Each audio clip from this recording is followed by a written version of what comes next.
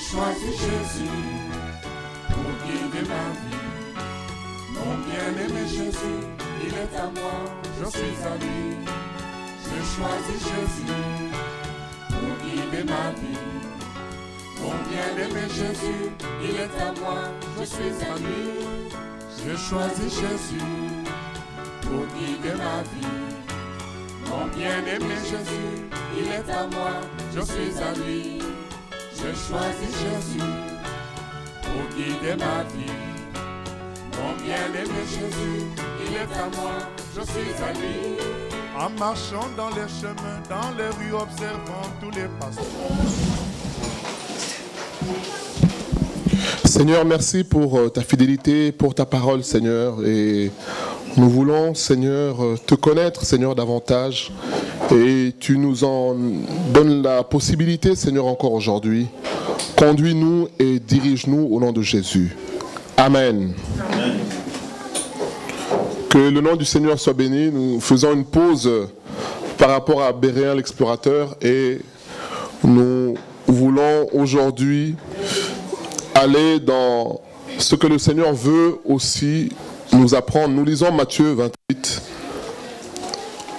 19 à 20. Matthieu 28,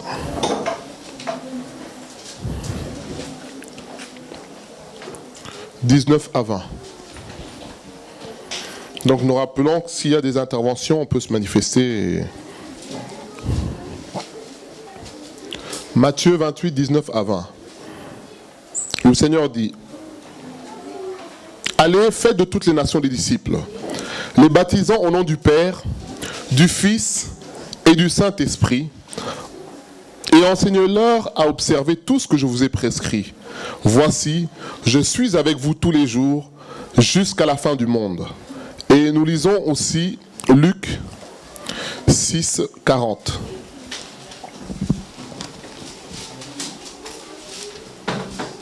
Luc 6,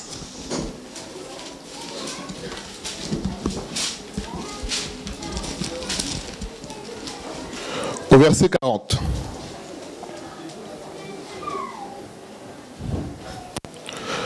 Luc 6, 40. Le Seigneur dit: le disciple n'est pas plus que le maître, mais tout disciple accompli sera comme son maître. Alors il y a deux mots qui ressortent dans ce que nous avons lu. C'est le mot disciple.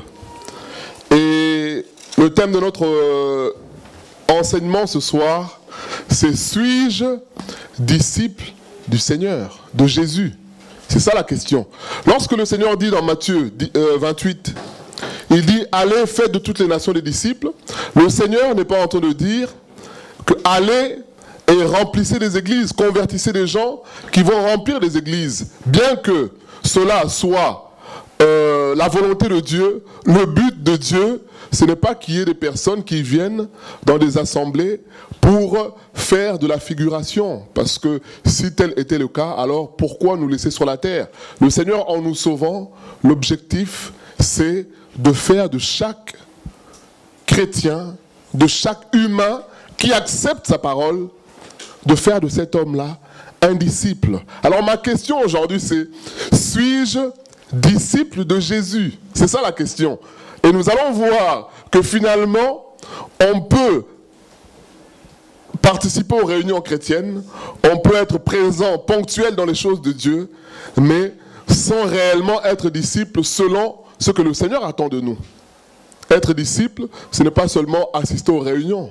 Être disciple, ce n'est pas seulement être présent ou ponctuel dans toutes les choses que nous faisons. Parce que les chaises sur lesquelles nous sommes assises, je peux vous dire que s'il faut parler de ponctualité, elles sont plus ponctuelles, plus présentes que beaucoup d'entre nous. Parce qu'il nous arrive de manquer de jours. Mais les chaises sont toujours là. Mais pourtant, les chaises ne sont pas disciples.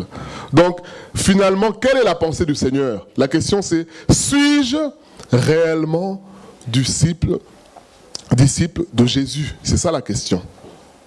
On voit beaucoup dans le milieu chrétien qui tournent en rond dans leur vie. Un coup ça va, un coup ça ne va pas, un coup il est en forme, un coup une vie en dents de scie, tout le temps régulièrement, alors on peut se poser la question sur est-ce que cette personne est vraiment disciple. Et si tel n'est pas le cas, eh bien, le Seigneur permettra que les choses tournent en rond jusqu'à ce que la personne se ressaisisse, comprenne qu'est-ce que le Seigneur attend de moi. Est-ce que je suis juste un consommateur ou alors est-ce que je veux m'engager dans le projet du Seigneur? C'est ça le disciple. Le disciple, c'est celui qui s'engage dans le projet que le Seigneur a. C'est ça un disciple. Et beaucoup traînent dans le milieu chrétien, finalement, sans avancer, sans grandir, et nous allons lire cela, parce que en réalité, ils n'ont pas compris la pensée du Seigneur, qui est de faire de nous des disciples. Le Seigneur est clair, il dit, allez, prêchez la parole, et faites de toutes les nations des disciples, des gens qui ont intégré la volonté de Dieu, des gens qui ont intégré le projet de Dieu, et des gens qui ont pour modèle le Seigneur. Alors maintenant, la définition, c'est quoi un disciple? Un disciple, c'est un élève qui apprend auprès d'un maître. C'est ça la définition littérale, la définition du dictionnaire. Un disciple, c'est quelqu'un, un élève qui apprend.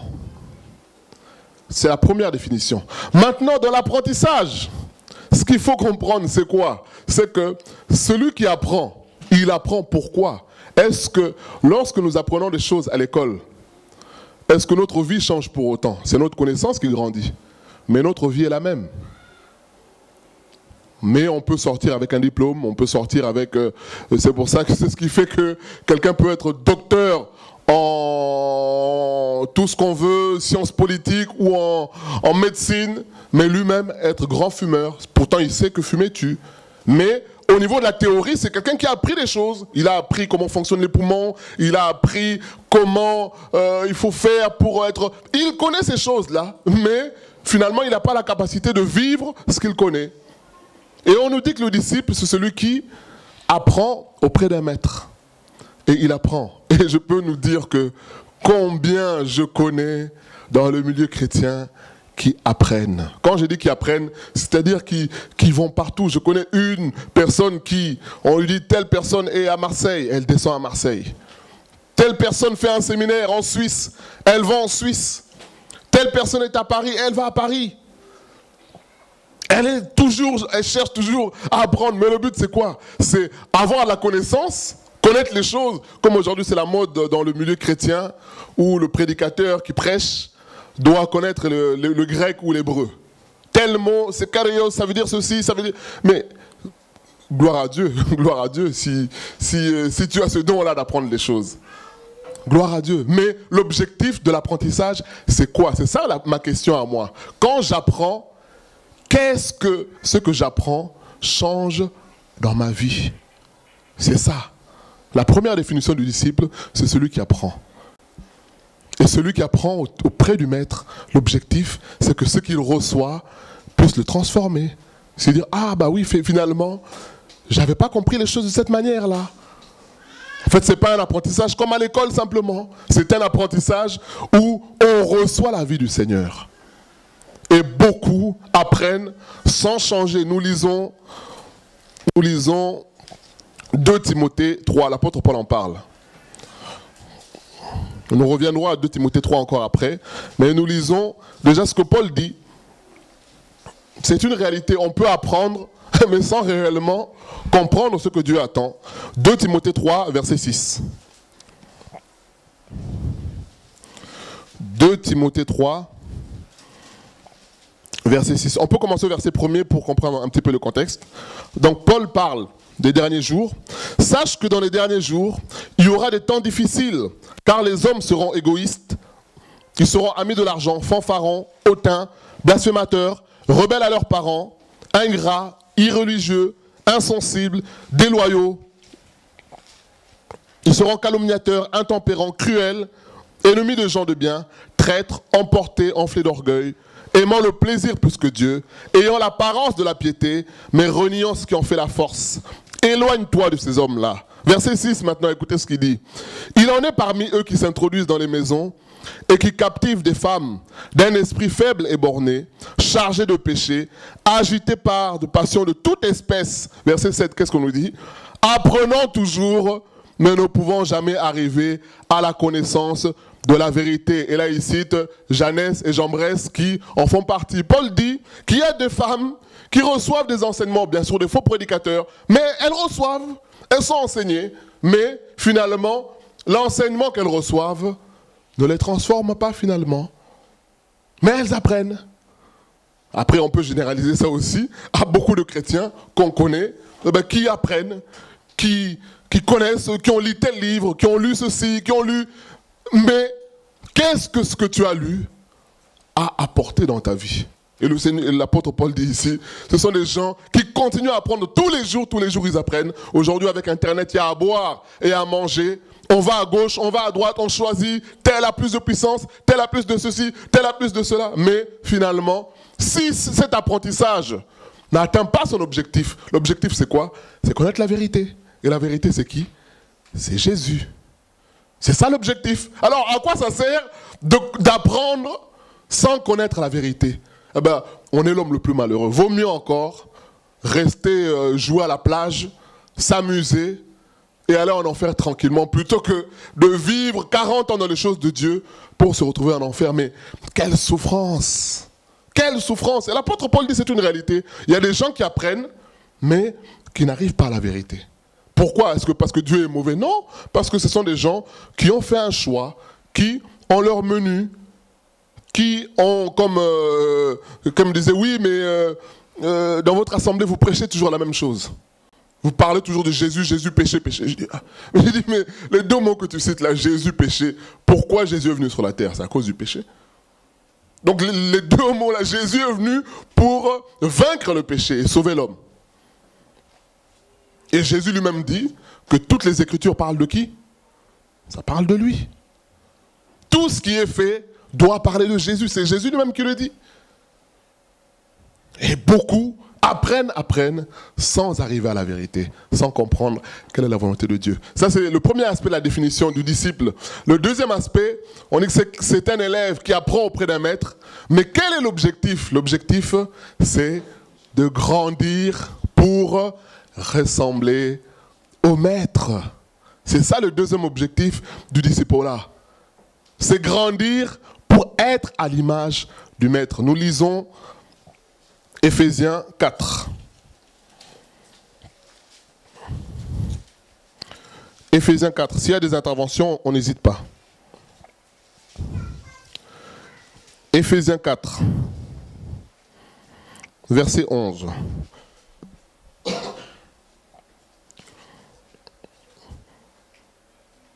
Éphésiens 4, 11. Et il a donné les uns comme apôtres, les autres comme prophètes, les autres comme évangélistes, les autres comme pasteurs et docteurs, pour le perfectionnement de saints, en vue de l'œuvre du ministère et de l'édification du corps du Christ. Jusqu'à ce que, verset 13, nous soyons tous parvenus à l'unité de la foi, de la connaissance de Dieu, à l'état d'homme fait, à la mesure de la stature parfaite de Christ, afin que nous ne soyons plus des enfants flottants et emportés à tout vent de doctrine, par la tromperie des hommes, par la ruse des moyens de séduction, mais que professant la vérité dans la charité, nous croissions à tous égards en celui qui est le chef, Christ. Voilà ce que le Seigneur dit par l'apôtre Paul. Il dit, l'objectif de tous les ministères qui sont donnés, c'est que le chrétien puisse arriver à la stature de Jésus. L'objectif, c'est de ressembler à Jésus, être comme Jésus. C'est cela, et c'est ce que nous allons voir par la suite dans les implications du discipulat. C'est quoi être disciple finalement? Là, nous sommes dans la définition, et on nous dit que le but, lorsqu'on devient disciple, c'est apprendre, recevoir des enseignements. Ces enseignements nous transforment avec un objectif, c'est de ressembler à Jésus, d'être comme le maître, d'être solide, d'être bien assis, d'être fondé. Il dit, ne vacillons pas comme un roseau en fonction de la mode, des doctrines. Aujourd'hui, c'est tel qui fait succès. Aujourd'hui, c'est un tel pasteur. Aujourd'hui, il faut rencontrer un tel. Aujourd'hui, non, le disciple, lui, son objectif à lui, c'est Jésus. Et une fois qu'il a saisi Jésus, eh ben, il s'accroche dessus. C'est ce que l'apôtre Paul dit. Il dit, je fais une chose, je cours, mais avec un objectif de saisir le Seigneur. Oui, il y a une intervention là. Avec un objectif de saisir le Seigneur.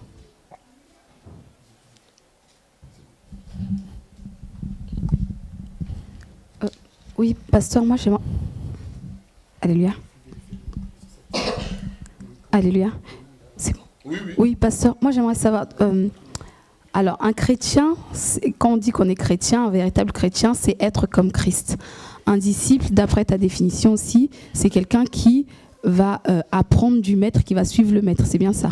Donc du coup, est-ce qu'un chrétien est forcément disciple? Est-ce qu'un chrétien est forcément disciple? Un chrétien est un véritable chrétien est disciple. Maintenant, c'est ce que nous allons voir. Il y a un point que j'ai cité, c'est un chrétien va chercher à aller en profondeur. On va voir que les disciples qui étaient avec Jésus, finalement, n'avaient pas compris qui était Jésus. On va le voir dans Jean 14, où Jésus dit, je suis le chemin, la vérité et la vie. Philippe lui dit, mais montre-nous le Père, cela nous suffit. Qu'est-ce que Jésus répond? Il dit, mais je suis avec vous tout ce temps-là. Les enseignements que je fais, Philippe, et tu n'as pas compris qui je suis. Finalement, ils étaient avec le Seigneur, mais sans avoir réellement un disciple, celui qui accepte aussi la logique du Seigneur. C'est ça être disciple. On va le voir. Donc c'est-à-dire que je peux être chrétien officiellement, mais refuser réellement l'admission du Seigneur. Refuser réellement ce que le Seigneur veut de moi. Je peux le refuser. C'est ça. Donc je ne rentre pas dans la vraie définition du chrétien, puisque chrétien, c'est être comme Christ. Oui, oui. Chrétien, c'est être comme Christ. C'est ça. Maintenant, dans cette marche-là, être comme Christ, tous les jours, eh ben, notre objectif, c'est de faire ce choix-là. De dire aujourd'hui, je décide d'être comme Christ. Mais cela a des implications aussi dans notre vie de tous les jours. Ça va se voir. Mais se faire ce choix-là tous les jours. C'est ça. Mais c'est un point que nous allons citer par rapport au fait d'aller en profondeur avec le Seigneur. Parce que moi, je donne un exemple. C'est que lorsque je me suis converti et que je venais à l'Assemblée il y a quelques années, je crois en 2004 ou 2005, il y avait la réunion du discipulat. Et moi, dans ma tête, je me disais, je suis chrétien, bon, je viens au culte le mardi, mercredi, ça me suffit. Et c'est en discutant avec un frère, il m'a dit, oui, mais c'est très bien, mais le Seigneur veut que tu puisses aussi avancer avec lui, avoir soif. Et quand on parlait du discipulat, bon, cette réunion de disciples, bon, moi je me dis, bon, ça ne me concerne pas. En fait, j'étais tout simplement dans mon confort à moi sans vouloir aller loin. Et je pense que la volonté de Dieu, c'est qu'on aille plus loin. Et c'est ce qu'on va voir. C'est ça qui fait la différence entre le chrétien et le disciple. C'est-à-dire que le chrétien de tous les jours, lui, il se contente du minimum. Il se contente d'être sauvé. Or, Jésus ne dit pas ici. Parce que être disciple, ça implique aussi, comme j'ai dit tout à l'heure, accepter la mission du Seigneur. La question c'est, est-ce que je suis dans la mission du Seigneur? Ou alors, je viens à l'église, je prie, je rentre chez moi. Ma vie s'arrête là. Donc il y a cette nuance-là. Et le but, c'est un rappel, le but de cette exhortation, c'est un rappel pour nous poser la question, où en suis-je? Alors, si je ne suis pas totalement disciple, eh ben, qu'est-ce qui m'empêche de l'être réellement? Peut-être que je suis un bon chrétien, tout simplement, mais le Seigneur, ce que lui, il veut, c'est qu'on soit comme lui.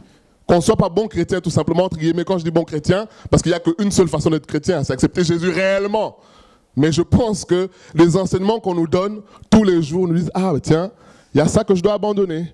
Il y a ça que je dois abandonner. Il y a ça que je dois abandonner pour ressembler à Jésus-Christ. C'est ça. Et pour poursuivre, donc on dit, il veut être comme Christ. Donc son objectif, c'est de ressembler au Maître, selon Ephésiens 4.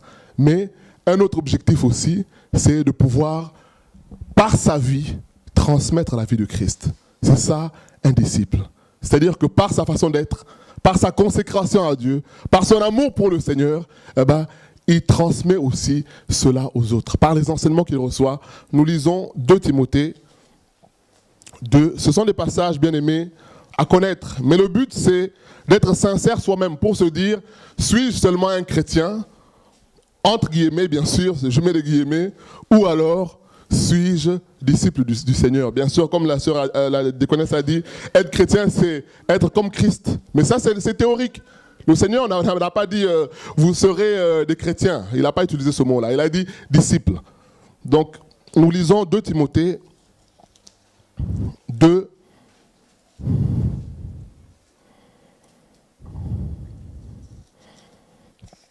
2 Timothée 2, verset 2. On peut commencer au verset 1er. Il dit, « Toi donc, mon enfant, fortifie-toi dans la grâce qui est en Jésus-Christ.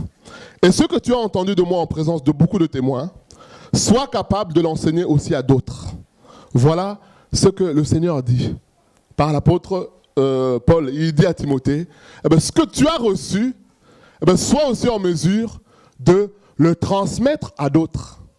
Voilà un autre volet du discipolat. C'est-à-dire que je ne reçois pas seulement pour avoir une grande connaissance, mais je reçois avec un objectif, un projet, une construction. Et cette construction-là, c'est quoi? C'est de partager ce que j'ai reçu avec les autres, pour que les autres arrivent aussi à mon niveau ou alors au niveau du Seigneur. C'est ça l'objectif du Seigneur. Et la question que je me pose à moi et que je nous pose à nous tous, c'est par rapport à cette définition-là, où est-ce que j'en suis? Où est-ce que j'en suis? Est-ce que tel est mon cas? C'est ça le but du Seigneur. Le Seigneur Jésus aurait pu faire la mission tout seul. Il aurait pu le faire. Mais il a choisi de prendre des personnes, des disciples à qui il a donné des enseignements, il a manifesté l'amour, il a montré la nature de Dieu. Mais l'objectif, c'est que ces hommes qui étaient avec lui puissent être en mesure de faire de même. C'est cela. Et le Seigneur veut que nous puissions entrer dans cela, que nous puissions accepter cela, que nous puissions sortir tout simplement de ce confort-là, de ce mot chrétien, parce que le Seigneur ne l'a pas employé, mais c'est disciple. Et quand j'ai dit je suis disciple du Seigneur, ça implique des choses, ça implique une certaine rigueur. C'est là maintenant que nous entrons dans les implications du disciple-là. Qu'est-ce que cela implique d'être disciple? Déjà dans le mot disciple, il y a la même racine, c'est le mot qui peut nous donner, qui peut... Discipline, voilà. Dans le mot disciple, il y a la discipline. Et donc comme on a dit tout à l'heure, on est tous chrétiens. Maintenant, dans notre marche de tous les jours, est-ce que ma façon d'être avec le Seigneur, est-ce que je vis dans la discipline? Parce que la discipline, c'est quoi? La discipline, c'est le respect de l'heure, ce qu'on appelle la ponctualité. C'est ça la discipline. Quelqu'un qui est discipliné, surtout à l'armée, on ne rigole pas. La discipline à l'armée, même les coupes de cheveux sont ordonnées, sont réglementées. Donc c'est tellement, comme les jeunes disent, un carré. Les choses sont tellement sérieuses qu'il n'y a pas la place à l'improvisation. C'est ça un disciple. Un disciple, c'est quelqu'un qui, puisqu'il a pris conscience de qui est Dieu, il est ponctuel, bien-aimé. Il est ponctuel. Il est ponctuel, il prend Dieu au sérieux. Ce sont des choses sérieuses. Ce sont des choses sérieuses. Si on nous dit qu'on a rendez-vous avec le président de la République, je pense que la veille même, on a déjà tout préparé, la cravate, tout ce qu'on va mettre, le petit mot avec le petit discours, parce qu'on est conscient qu'on va paniquer ce jour-là. On a mis le petit discours, on a tout préparé à l'avance. On a tout préparé à l'avance.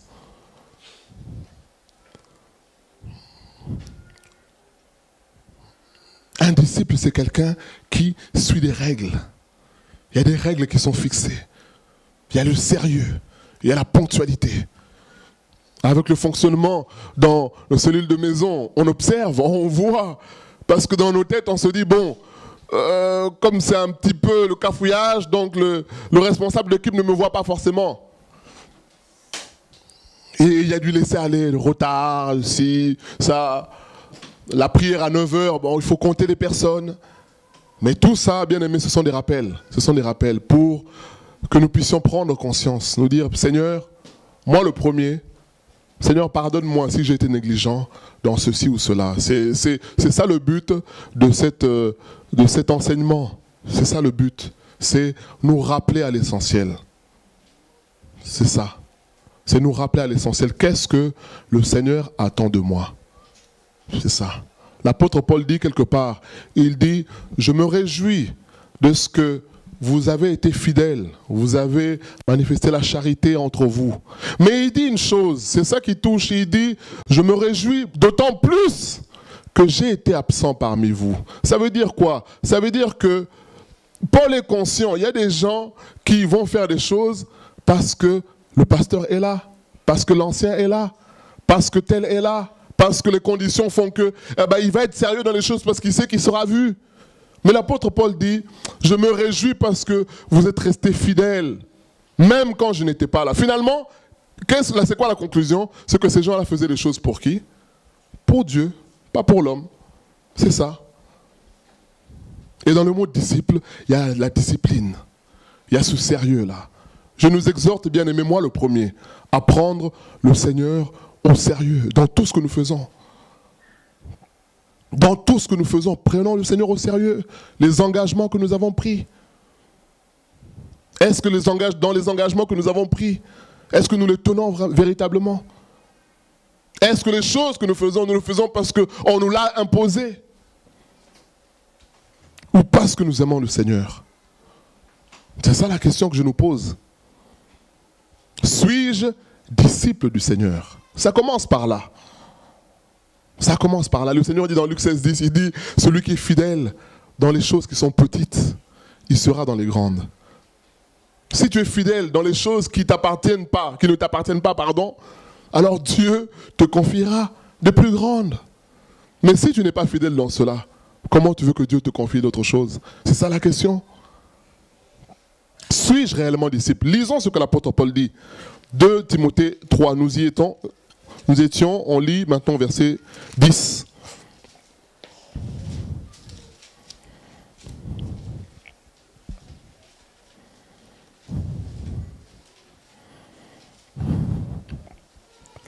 Pour toi, 2 Timothée 3, verset 10. Pour toi, tu as suivi de près mon enseignement, ma conduite, mes résolutions, ma foi, ma douceur, ma constance, mes persécutions et mes souffrances. Alors l'apôtre Paul emploie un mot qui me touche. Il dit, tu as suivi ma constance, bien-aimé. Combien nous voyons qui sont inconstants. Le but, c'est pas de parler je suis chrétien ou pas chrétien, comme la diaconesse a posé la question. C'est pas ça le but, ça c'est un jeu de mots. Le but, c'est suis-je réellement comme Jésus? C'est ça, c'est ça. Suis-je réellement disciple du Seigneur? L'apôtre Paul dit, toi qui me connais, parce que nous l'avons lu plus haut, il parle des faux, des gens qui se disent chrétiens, qui vont dans les maisons, qui prêchent tout ce qui est... Il dit, mais toi, tu m'as suivi de près, tu me connais bien. Il dit, tu vois ma constance. Combien sont inconstants dans les choses de Dieu? Combien sont inconstants?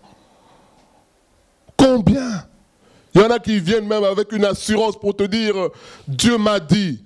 Quand on te dit « Dieu m'a dit », bon, tu ne peux même pas discuter, parce que c'est Dieu qui a dit. La personne te dit ça avec un courage. Mais 2 semaines après, c'est tout le contraire. Quelqu'un vient avec un beau projet. Voilà, le Seigneur m'a mis à cœur.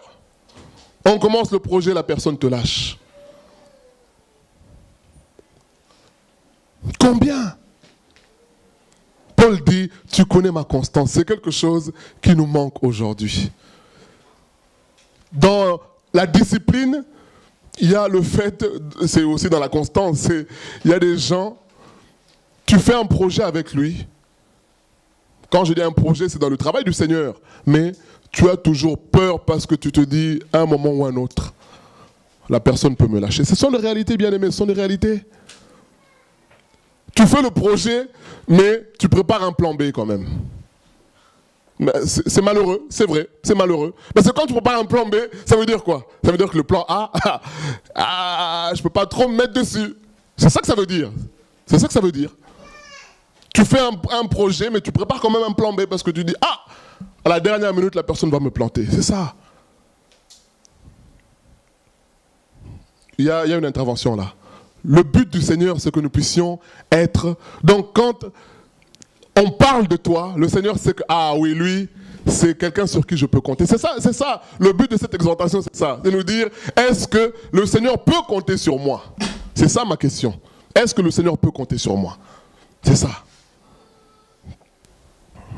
Oui, si le micro est prêt. Oui, la question c'est, est-ce que parfois faut-il pas commencer plutôt par le plan B au lieu de prendre le risque de passer par le plan A et d'être déçu, de voir que ce qu'on pensait, enfin voilà, arrive. Oui, non, en fait, Dieu nous utilise pas parce que nous sommes parfaits, Dieu nous utilise par grâce. Et dans le fonctionnement tel que nous sommes, personne n'est parfait. Mais malgré cela, Dieu nous utilise. Maintenant, ce qui fait la différence, c'est l'obéissance et l'amour pour le Seigneur. Donc, le Seigneur permettra toujours qu'on puisse travailler ensemble jusqu'à ce que lui-même décidera, finalement, comme il a fait avec Saül. Hein. Dieu connaissait, je pense, le cœur de Saül. Et on a vu dans l'attitude de Saül, il a désobéi une fois, il a désobéi. Déjà la première fois quand il a désobéi, Dieu lui dit, écoute, tu aurais pu être roi, ton règne aurait duré. Mais finalement, à cause de ton attitude, c'est fini. Et il y a eu encore la deuxième fois où il a désobéi. Encore, au lieu de tuer tout ce qui était sacrifié, tout ce qui était dévoué par interdit, il a refusé. Dieu nous utilise par grâce. Maintenant, nous, en tant qu'humains, il faut qu'on accepte ce fonctionnement-là. Il y a aussi un deuxième objectif, c'est l'objectif du disciple-là. C'est quoi le disciple? C'est responsabiliser les gens. C'est ça, être disciple aussi. Et on a lu, on doit nous-mêmes être responsables et arriver à un niveau où on doit en retour responsabiliser aussi les gens. C'est ça, être disciple. C'est pour ça que je ne parle pas de chrétien. Je parle de disciple. Jésus parle de disciple. Voilà. Maintenant, dans ce disciple-là, il y a être comme Christ. On est d'accord avec ça. Mais le but, c'est de nous poser cette question-là. Donc, il y a aussi le côté responsabilisation de personnes. Dieu veut que nous puissions aussi nous responsabiliser. Et quand c'est comme ça, on voit que la personne a manqué. On discute avec la personne pour voir, mais qu'est-ce qui fait que ça n'a pas marché? Et le but, c'est d'exhorter la personne à avancer, à dire, bon, voilà, la prochaine fois, quand le Seigneur veut t'utiliser, sois prêt, sois prêt. En fait, c'est ça. Moi, ce que j'aime beaucoup, c'est Josué. Josué, c'est quand je préparais cet enseignement, je pensais à Josué, un véritable disciple. Parce que là, il n'y avait pas de chrétiens, il n'y avait pas... non. Josué était un véritable... Pendant plus de 40 ans, bien aimé, Josué a été fidèle à Moïse. Pendant plus de 40 ans. Je peux vous dire que ça, aujourd'hui, dans les milieux chrétiens, c'est rare. C'est très rare. Parce qu'il avait compris, il a appris à aimer Dieu, à connaître Dieu par Moïse. On nous dit dans Exode 30, au verset 10, je crois, que parce que la tente d'assignation était la tente de la rencontre, c'est comme ça qu'on l'appelle, ou d'assignation, elle était en dehors du camp. Alors lorsque Josué allait dans la tente pour rencontrer Dieu, il parlait avec Dieu, il sortait ensuite pour aller dans le camp. Et qu'est-ce qu'on nous dit? On nous dit pendant ce temps-là, Josué, fils de Nun, restait dans la présence de Dieu pour continuer à profiter, à parler avec Dieu, à échanger avec Dieu. Maintenant, quand il a fallu choisir quelqu'un, Moïse savait que Josué était sérieux. Moïse aurait pu dire à Dieu, Seigneur, mais il y a Josué qui est là, qui est une personne sérieuse. Non. Moïse fait une vraie prière d'un vrai chrétien. Il dit, Seigneur, choisis-toi quelqu'un pour diriger ton peuple. Et là, Dieu lui dit, il y a Josué qui est là, que j'ai choisi. Voilà. Mais c'est quelqu'un qui était fiable pour Dieu, quoi. C'est quelqu'un qui était vraiment fiable. Et pour répondre à ta question, il y a les deux aspects. Il y a le fait que Dieu nous utilise par grâce, c'est-à-dire avec nos défauts, avec nos manquements, mais il y a aussi le côté responsabiliser les gens dans la façon de faire. Maintenant, est-ce que cette situation-là peut durer longtemps? Ça, Dieu seul le sait, mais c'est vrai que quand on tarde ou on refuse d'entrer dans le plan de Dieu, Dieu lui fera son plan même autrement. Il va le faire. Deuxième question, c'était par rapport aux différents objectifs que tu parlais. Est-ce qu'il y a un ordre au niveau des objectifs? Parce que faut-il recevoir l'enseignement avant de le transmettre, ou est-ce qu'on peut enseigner des choses qu'on n'a pas forcément vécues soi-même? Il y a les deux. Ce que tu dis est vrai, dans le sens où, forcément, pour transmettre quelque chose, il faut l'avoir reçu. La Bible dit qu'on ne donne que ce qu'on a reçu. Voilà. Maintenant, il y a aussi des choses dans la fidélité, dans la marche avec le Seigneur, que le Saint-Esprit peut nous révéler, qu'on peut aussi transmettre sans l'avoir vécu soi-même. Voilà, comme l'apôtre Paul qui parle du mariage sans avoir été marié, mais ça c'est vraiment dans la relation avec Dieu. Dieu peut nous inspirer par aussi les expériences de la vie. Il y a parfois, quand tu es aux responsabilités, il y a des choses qu'on ne t'a pas forcément dit, toi. Mais c'est en travaillant que tu te rends compte, ah, il y a ça, il y a ci, il y a ci, il y a ça. Et que tu peux aussi conseiller à quelqu'un dans l'expérience du travail. C'est ça. Donc, il y a les deux. Mais le bon ordre, c'est de recevoir l'enseignement et de le transmettre. C'est ce que Jésus a fait aussi avec les disciples. C'est enseigner. Il a enseigné, comme il dit, enseigne-leur. Et faites de ces personnes-là des disciples. Il y a les deux. Enseigner qui est Jésus. Et quand la personne comprend qui est Jésus, il boit, comme le terme qu'on nous donne souvent, c'est boire Jésus. Il boit, donc c'est-à-dire qu'il s'intègre, il s'imprègne de Jésus. Et finalement, sa vie, c'est la vie de Jésus. Les deux ne font que un. C'est ça. Ok, donc nous continuons. Toujours dans la discipline, quoi. Le disciple, c'est quelqu'un qui est constant, qui est stable, à l'image de Josué. On a vu tous ceux qui se sont rebellés contre Moïse, même Aaron, Marie, sa sœur. On a vu tous ceux qui, à un moment donné, finalement, ils se disent, mais Moïse, est-ce que Dieu ne te parle qu'à toi seul? Mais Dieu nous parle aussi. Pour qui tu te prends? Pour qui tu te prends? Mais Josué est un homme qui est resté constant. On n'entend pas parler de Josué. Et lorsqu'il a fallu choisir quelqu'un, Moïse dit, bon, Dieu choisit quelqu'un. Dieu dit, c'est déjà fait. Il est là. Josué qui est là. Un homme qui est constant. Un homme sur qui on peut se reposer. Ce sont des choses aujourd'hui qui nous font défaut. Je ne suis pas en train de jeter la pierre sur qui que ce soit. Le but, c'est un enseignement pour nous rappeler ce que le Seigneur attend de nous. Qu'est-ce que le Seigneur attend de moi? Suis-je comme mon maître? C'est ça l'objectif. C'est ça l'objectif. Est-ce que je suis comme mon maître? C'est ça. C'est pas de palabrer, de discuter, Non, c'est pas ça. C'est dans les faits, réellement. Est-ce que on peut compter sur moi? Est-ce que le Seigneur peut compter sur moi? Lorsqu'il faut être ponctuel. Lorsqu'il faut... être dans la constance. Est-ce que je change d'avis comme de chemise? Ou est-ce que, voilà, quand je prends une position, j'y vais. Lorsqu'on me reprend, je vois que je me suis trompé, ah ben je me repens. Mais c'est ça. Mais ce sont des choses qui manquent aujourd'hui. On ne peut pas, on a du mal à faire un projet parce que, bien que visiblement, on voit des ouvriers, on voit des gens, mais... très peu sont disciples. On se rappelle ce que le Seigneur dira dans Matthieu 9, 35. Il regarde la foule. Il dit, ah là là, la moisson est grande, mais il y a peu d'ouvriers. En fait, les ouvriers dont le Seigneur parle, ce sont des vrais disciples. Pourtant, visiblement, il y a des gens qui travaillent. Aujourd'hui, dans le milieu chrétien, il y a des gens qui travaillent. Mais lorsqu'on se rend compte, lorsqu'on va dans la région parisienne, lorsqu'on va à gauche, à droite, dans différents endroits, on se rend compte que finalement, il manque les enseignements. Les enseignements véritables, les enseignements simples. Il y a des enseignements tellement simples qu'on donne à des gens. C'est comme si c'était une révélation. Une révélation, c'est quelque chose qui sort de l'extraordinaire. Alors que c'est tellement simple, mais parce que en réalité, il a manqué la base. Et c'est ça que le Seigneur veut nous rappeler. Il veut nous rappeler à qui nous avons affaire. Soyons sérieux dans notre engagement, dans notre façon de faire. Moi, le premier. Comme je disais dimanche, il y a des gens, le culte commence, surtout quand on était au 108, on se dit, ah bah tiens, j'ai 30 minutes pour aller faire des courses à Intermarché.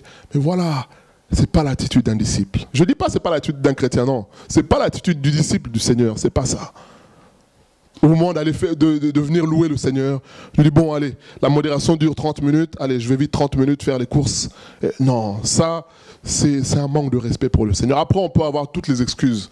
On peut avoir toutes les excuses du monde, mais je pense que ces excuses-là ne valent pas l'excuse. Vous savez, dans Luc 9, Lorsque le Seigneur dit « Suis-moi », qu'est-ce que la personne dit? « Mais maître, mais mon père vient de mourir.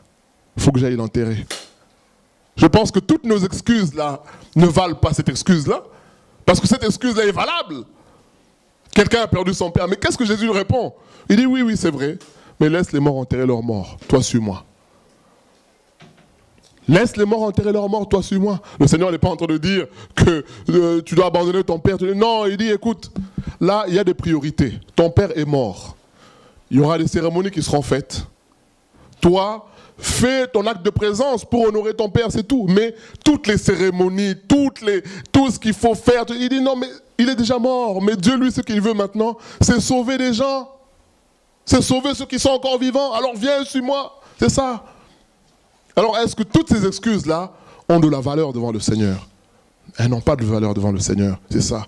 Et le Seigneur veut que nous puissions nous rappeler à notre engagement. Parce que quand on devient enfant de Dieu, quand on devient, pour reprendre le terme chrétien, eh ben, on signe un contrat avec le Seigneur.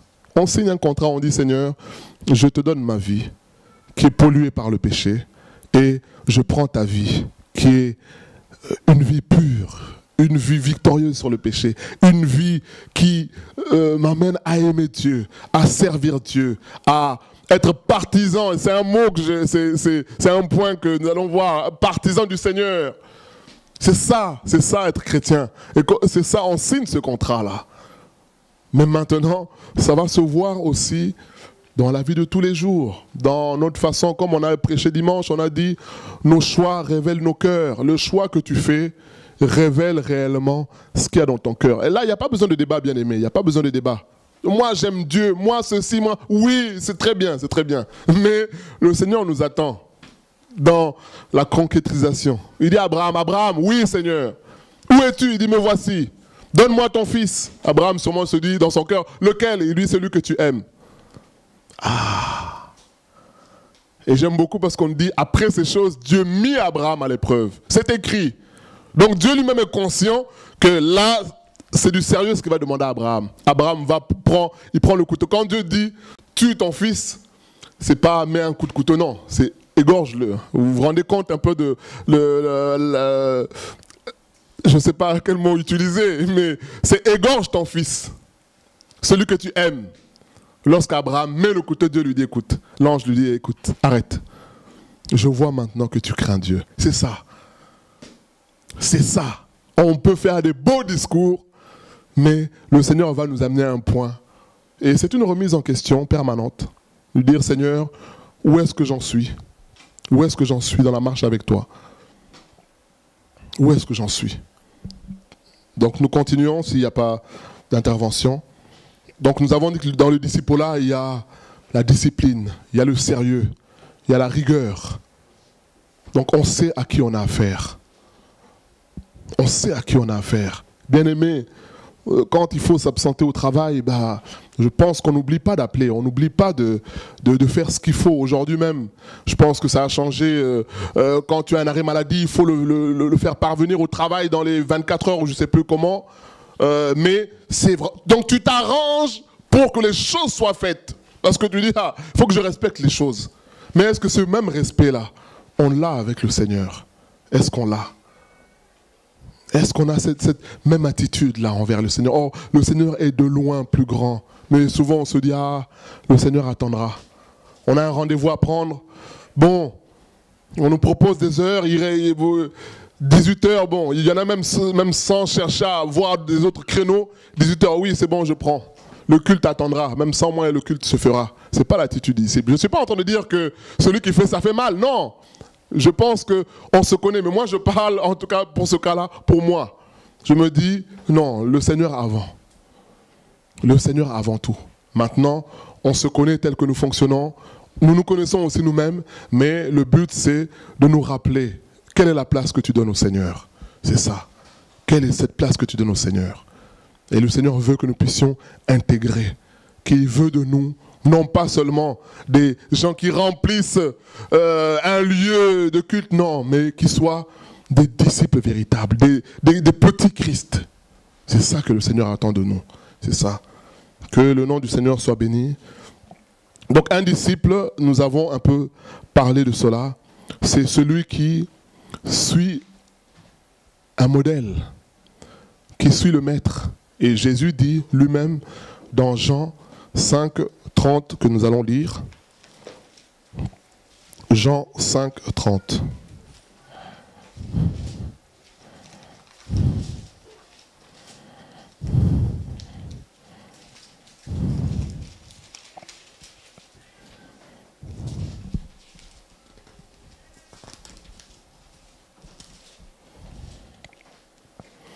Jean 5 au verset 30. Le Seigneur dit, « Je ne puis rien faire de moi-même. Selon que j'entends, je juge, et mon jugement est juste, parce que je ne cherche pas ma volonté, mais la volonté de celui qui m'a envoyé. » Voilà ce que le Seigneur dit. Il dit, je ne puis rien faire de moi-même. Mais c'est étonnant, parce que Jésus avait, comme c'est écrit dans Philippiens 2, qu'en lui habitait pleinement la nature de Dieu. En lui habitait pleinement cette nature. Donc c'est-à-dire que l'autorité, la puissance, et on l'a vu, de ressusciter, de faire des... Mais il dit, tout ce que je fais, j'ai un modèle. C'est comme les enfants ou les jeunes qui vont décalquer, ils vont prendre un modèle, ils vont mettre par-dessus une feuille blanche et ils vont faire... ils vont reproduire le dessin de manière plus ou moins parfaite ou fidèle. Il dit, je ne fais rien de moi-même. Je vois mon Père faire. Et quand il fait, moi aussi je fais la même chose. C'est ça. C'est ça le disciple. Il suit le modèle. Et quel est notre modèle à nous? Notre modèle, c'est Jésus-Christ. Nous allons revenir. Nous lisons ce que Dieu dit dans Exode.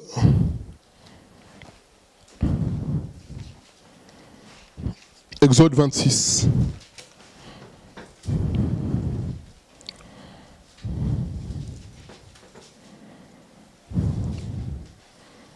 Exode 26, à partir du verset, on peut prendre le verset 30.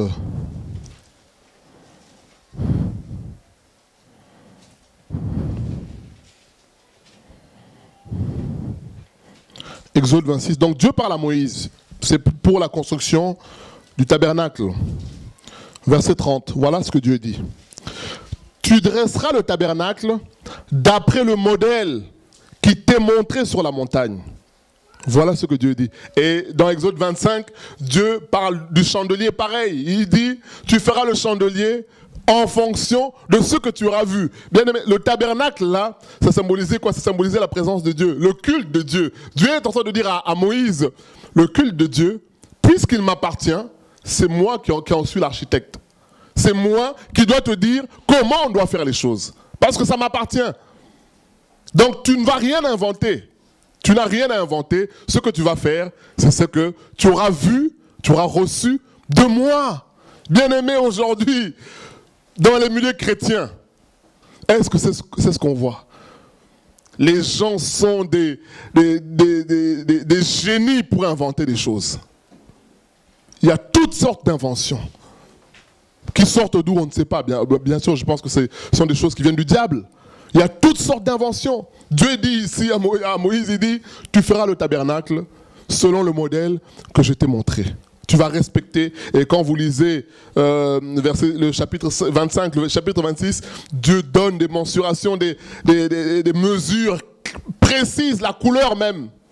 Couleur pourpre, couleur pour ci, couleur pour ça. Et il dit, attention surtout, tu feras selon le modèle que je t'ai montré. C'est ça. Et c'est ça que Dieu attend de nous, d'être des disciples qui suivent le modèle. Alors la question à se poser, c'est, est-ce que je suis, oui, il y a une intervention, est-ce que dans ma façon de faire, qui est mon modèle? L'apôtre Paul dit dans 1 Corinthiens 11, il dit, soyez mes imitateurs comme moi-même je le suis de Christ. C'est ça. Oui, l'intervention? Oui, question Internet. Le disciple étant celui qui apprend auprès d'un maître, d'après la définition que vous avez donnée, peut-il être envoyé tout en étant en apprentissage? C'est possible, Dieu fait comme il veut, il est souverain. Dieu est souverain, c'est possible. Et même quand il envoie quelqu'un comme ça, pendant l'apprentissage, c'est aussi l'apprentissage. En fait, avec Dieu, on n'apprend pas et puis on a un diplôme définitif. Je suis ingénieur, je suis médecin, je suis... Non, non. C'est-à-dire que dans la vie de tous les jours, surtout dans l'obéissance, on continue à apprendre. Même si on a des choses qu'on a acquis, qui nous ont peut-être aidés, mais il y a toujours des cas. Il y a toujours des cas pratiques, des cas particuliers, mais ça fait partie de l'apprentissage. On apprend tous les jours, toute la vie. Maintenant, ce qui est important pour nous, c'est d'être obéissant dans ce que le Seigneur nous apprend. Parce que Jésus dit que le disciple n'est pas plus que le maître. Luc 6,40. Et il dit, tout disciple accompli sera comment? Qu'est-ce que Jésus veut dire? Jésus veut dire une chose importante. Il dit, tout disciple accompli. C'est-à-dire que le maximum d'un disciple, c'est-à-dire s'il faut avoir 10 sur 10 pour être disciple, eh bien celui qui a 10 sur 10, il est comme Jésus. Personne n'aura 11 sur 10. Donc le disciple accompli, il sera comme le maître. C'est ça que le Seigneur est en train de dire. Et nous, dans notre vie sur la terre, dans notre fonctionnement, dans notre marche, l'objectif, c'est d'atteindre le Seigneur. Oh Dieu, aide-moi à t'atteindre. C'est ça l'objectif, c'est ça. Mais cela est possible par notre obéissance et par notre humilité. Et le Seigneur peut nous envoyer comme ça. On a l'impression de ne pas avoir reçu assez, mais le Seigneur, lui, estime que ce qu'on a est suffisant pour faire son travail. C'est ça. Et on n'a pas besoin de connaître beaucoup de théories. On a simplement besoin d'avoir le cœur disposé pour le Seigneur. Et après le reste, le Seigneur fait comme il veut. J'ai témoigné dimanche de ce chrétien en Inde qui, après un réveil, je crois que c'était un missionnaire anglais ou qui est venu des États-Unis, qui est parti en Inde et qui a annoncé la parole de Dieu dans un village, c'était au nord-est de l'Inde. Et un village très fermé, en plus dans les années, je crois que c'était au 19e siècle. Un village très fermé, très méchant, très dur. Et l'homme de Dieu a prêché, il a annoncé la parole de Dieu pendant longtemps. À un moment, il s'est découragé. Mais ce qui l'encourageait, il se disait, bon, si c'est le Seigneur qui m'envoie, alors bon, je vais faire le travail. Et il a continué à faire le travail. Et un jour, un homme s'est converti. Et ensuite, après cet homme, sa femme s'est convertie. Les 2 enfants se sont convertis. Et lorsque le chef du village a appris que cette famille s'était convertie, il a réuni tout le village. Il a mis la famille au milieu du village, en furie, en colère. Il dit, aujourd'hui, tu renonces à Jésus. Comment tu peux recevoir, tu peux accepter ce Dieu-là des étrangers? Tu renonces à ce Dieu-là. L'homme dit non. Il chante en sa langue. C'est de là que vient la chanson I have decided to follow Jesus. On dit aujourd'hui tu renonces. Il dit je ne veux pas renoncer à Jésus. C'est lui mon sauveur. On dit ok, mettez les 2 enfants au milieu. Donc c'est vraiment comme une arène, hein, au temps des Romains où on mettait les gens dans l'arène avec des lions, on met les enfants au milieu. Et lui il regarde ses enfants en face. Le monsieur lui dit tu aimes tes enfants. Eh bien, qu'est-ce que tu fais? Tu renonces à Jésus ou ils sont exécutés? Il dit, j'ai décidé de suivre Jésus. Je ne veux plus reculer. On tue les enfants, à bout portant. Les 2. Tu renonces à Jésus ou pas? Il dit non. Il dit, ta femme maintenant. Tu aimes ta femme? Il dit, oui, j'aime ma femme. On met la femme. On dit, regarde, maintenant, tu renonces à Jésus ou alors ta femme sera exécutée. C'est le 2e couplet. Do not go with me, do not go with me, I follow Jesus. Il dit, bien que personne ne vienne avec moi, parce que sa femme c'était un peu sa compagne de tous les jours, celle qui l'accompagnait de tous les jours. Il dit, même si je suis seul, je veux suivre Jésus. On exécute sa femme. Les 3 sont par terre. Le chef du village le regarde et il dit, ben, qu'est-ce que tu vas faire maintenant? Tu continues? Maintenant, c'est toi. Il répond simplement, il dit, écoutez, ou là, vous m'avez pris tout ce que j'ai de cher dans la vie, à part le Seigneur. Qu'est-ce que vous voulez que je vous dise? Que je renonce maintenant? Il dit, non. La croix est devant moi. Le monde est derrière moi. The cross before me. C'est le 3e couplet. The cross before me. The world behind me. Il dit non, c'est fini. Le monde la croix est devant moi, le monde est derrière. Il dit, je veux suivre Jésus. Exécuté. Et le chef du village voit cette famille, ces 4 personnes par terre, morts. Il est dérangé. Il est dérangé. Bon, il a gagné. Bon, il a gagné, voilà. Faites ta victoire maintenant. Mais il est dérangé.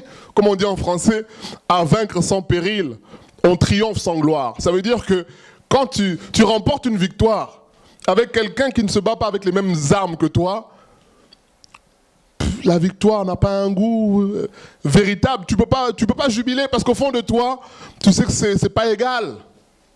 Toi, tu as des armes, tu as une armée, tu es chef. L'autre, il n'a que ses mains. Et il est dérangé. C'est l'exemple que j'avais pris. Tu as un diplôme, mais tu sais que tu as corrompu ou tu as triché pour avoir le diplôme. On va te dire, ah, félicitations, félicitations. Mais au fond de toi, tu sais que tout ça, c'est zéro. Tout est faux. Mais quand tu as réellement travaillé, tu as fait les choses, ben là, tu jubiles. Ben le chef, il est amer malgré sa victoire. Parce qu'il les a tués. Mais il est en même temps triste parce qu'il se dit, mais je n'ai pas réussi à faire reculer ces personnes. Parce que c'était ça son objectif, faire peur. Mais il n'a pas réussi à faire peur, mais il a gagné quand même. Alors il regarde cette famille. Il se dit, Jésus doit être sans doute réel. Parce que comment une famille comment cet homme peut accepter de voir ses enfants, sa femme, lui-même, se faire tuer parce qu'il a choisi Jésus. Il s'est dit non, sans doute, Jésus doit être une réalité. Et cet homme-là s'est converti. Et c'est ça l'histoire de cette chanson. I have decided to follow. Oui, j'ai décidé de suivre Jésus. Et cet homme s'est converti et le village ensuite s'est converti. Et ça nous rappelle Apocalypse 12, 11 qui nous dit qu'ils ont vaincu à cause du sang de l'agneau et à cause de la parole de leur témoignage et ils n'ont pas aimé leur vie jusqu'à craindre la mort. C'est ça. C'est de ça qu'on parle. C'est de ça qu'on parle. C'est ça être disciple. Partisan du Seigneur. Ma cause à moi, c'est la cause du Seigneur. C'est ça. La Bible dit dans Jean 12, 24 à 26, que le grain de blé, lorsqu'il tombe à terre, il reste seul, il est beau. Les gens vont le voir, ils vont dire, oh, il est beau le grain. Oh là là. Mais il ne produit rien du tout. Mais quand ce grain-là meurt, il disparaît, c'est là qu'il devient plus utile parce qu'il va produire une vie. C'est ça. C'est ce que le Seigneur a dit. Et cet homme-là a accepté. C'est de ça qu'on parle. C'est ça, disciple du Seigneur. Cela peut se faire en un seul jour. Maintenant, dans notre marche de tous les jours, c'est un choix à faire. Nous sommes humains. Il y a des moments où les choses vont bien, où on a la facilité de faire les choses. Il y a des moments où les choses vont moins bien. Mais quand les choses vont moins bien à ce moment-là, on se rappelle, on se dit non, moi je suis disciple du Seigneur. Moi je suis mon maître. Mon maître, il y a eu des moments où ça a été difficile. Matthieu 26, vous vous rendez compte, à 3 reprises, Jésus, le Fils de Dieu, vient supplier les disciples pour prier pour lui. Ça n'a pas été facile. Ça n'a pas été facile. Il va prier. Père, délivre-moi de cette heure. Mais qu'est-ce que je dois faire? C'est pour ça que je suis venu. Il va voir les disciples, il dit, priez pour moi, ils sont endormis. Il dit, oh là là. Il revient, il dit, Père, s'il est possible, éloigne de moi cette coupe. Il revient voir les disciples, ils sont endormis. Il dit, mais vous êtes incapables de veiller avec moi, de me soutenir dans la prière. Il dit, la chair est faible, mais l'esprit est bien disposé. C'est ça que nous voulons dire. Être disciple, c'est suivre le modèle du Maître. Il y aura des moments où les choses vont bien. Gloire à Dieu. On puise les forces, on prend même des réserves en prévision des moments qui seront difficiles. Parce qu'il y aura des moments difficiles. L'apôtre Paul dit dans Ephésiens 6, il dit, prenez en vous les armes de Dieu. Pourquoi? Pour lutter dans les, qui connaît? Dans les mauvais, dans les mauvais jours. Donc Paul lui-même est conscient qu'il y aura des jours qui seront mauvais. Quelqu'un comme Jean-Baptiste, il voit Jésus et dit, voici l'agneau de Dieu qui ôte le péché du monde. Mais qu'est-ce qui s'est passé? Un jour, Jean-Baptiste dans sa souffrance. Parce que Jésus dit une chose, il dit, de tous les hommes qui sont nés d'une femme, Jean-Baptiste est le plus grand. Donc, de nous tous ici, là, humains, là, sur la terre, là, le plus grand, selon Jésus sur la terre, c'est Jean-Baptiste. Pourquoi? Parce que c'est lui qui a ouvert le chemin au Seigneur. C'est lui qui a baptisé le Seigneur s'identifiant à nous pécheurs. C'est lui qui a introduit le Seigneur. Il n'y en a pas deux. Mais il dit maintenant que le plus petit dans le royaume des cieux est plus grand que Jean-Baptiste. Voilà le témoignage que Jésus fait. Mais ce Jean-Baptiste dont Jésus parle ainsi, mais il est arrivé à un moment en prison. C'était dur. Qu'est-ce qui se passe? Il appelle ses disciples. Il leur dit, mais allez voir cet homme-là. Est-ce que c'est vraiment lui le Messie? Bien aimé, c'est une réalité. C'est une réalité. Moi, quand je lis ça, ça me touche. Je me dis, ah, mais finalement, comme la Bible dit dans Jacques, que Élie était un homme de la même nature que nous. Jésus fait l'éloge de Jean-Baptiste parce que Dieu ne fait pas d'éloge de n'importe qui. Et Jésus non plus. On peut compter les personnes vraiment que le Seigneur valorise, entre guillemets, c'est pas le bon mot. En tout cas, pour les personnes pour qui le Seigneur fait un témoignage. Et voilà ce Jean-Baptiste, dans les temps difficiles, il envoie les gens auprès du Seigneur pour lui demander, est-ce que c'est lui ou on doit attendre un autre? Et Jésus répond aux disciples, il dit, allez dire à Jean que les boiteux marchent, les aveugles voient. La bonne nouvelle est prêchée aux nations. Et cela a suffi à Jean pour être apaisé. C'est pour nous dire que quand les moments difficiles arrivent, la question à se poser, c'est qu'est-ce que je fais?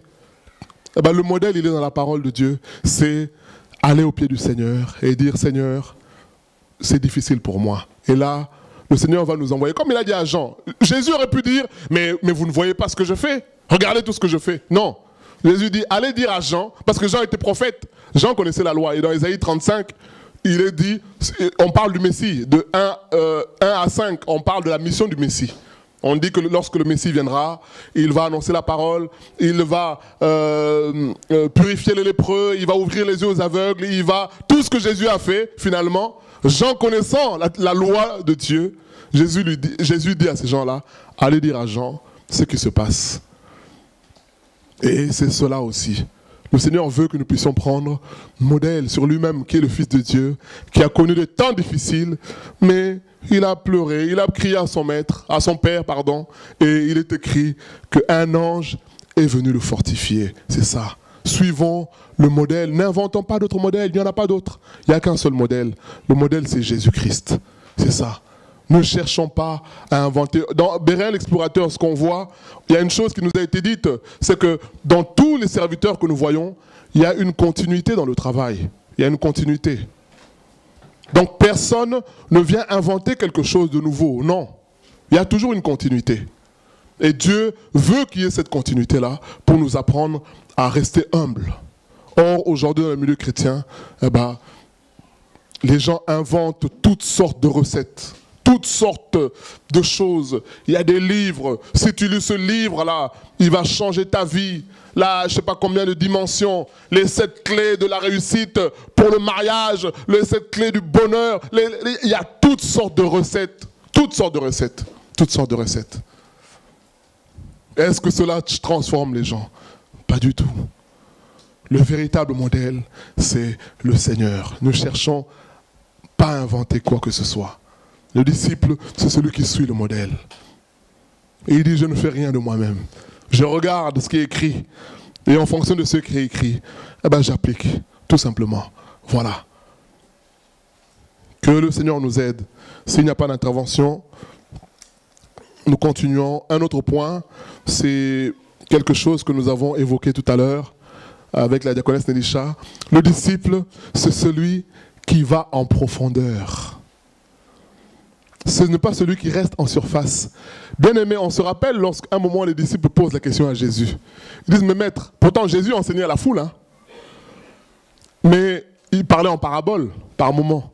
Les disciples posent la question, ils disent, maître, mais pourquoi tu parles en parabole? Qu'est-ce que Jésus dit? Il dit, je parle en parabole parce que vous, d'abord, vous avez reçu la grâce de comprendre les choses, mais je parle aussi pour que les autres là qui sont là, qui officiellement viennent vers moi, mais comme ils sont remplis d'orgueil, qu'ils ne puissent pas saisir les choses. C'est cela.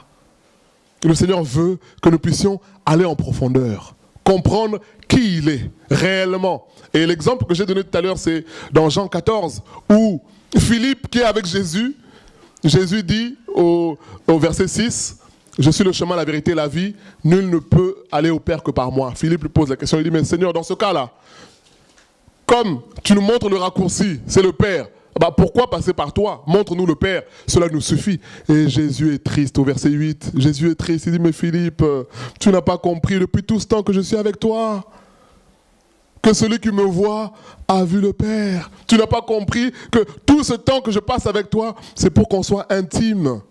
C'est pas pour qu'on ait une relation superficielle, officielle. C'est pas ça le but. C'est qu'on aille plus loin. C'est ça l'objectif du Seigneur. Qu'on aille en profondeur. Et en allant en profondeur, forcément, le Seigneur va enlever aussi ce qui va nous empêcher d'aller en profondeur. C'est ce qu'il dit à Jérémie. Jérémie 15, il dit, sépare ce qui est précieux de ce qui est vil. Et là, tu seras véritablement ma bouche. Sépare.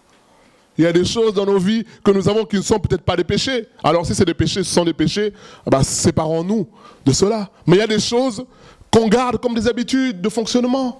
Le Seigneur nous dit non, là ça va t'empêcher d'aller plus loin.